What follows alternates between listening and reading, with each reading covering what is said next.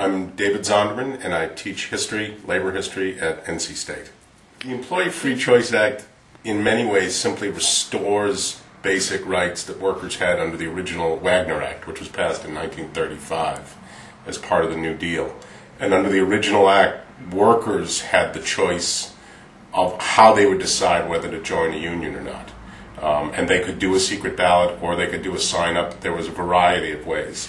And what's happened over the past more than half a century is through a series of court cases and National Labor Relations Board decisions, the process has flipped over.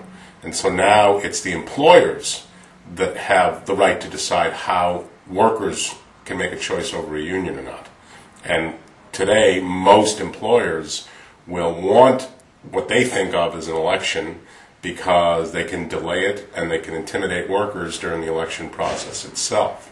So in many ways, there's nothing new about the Employee Free Choice Act. It grants workers the original basic decisions that they had under the Wagner Act.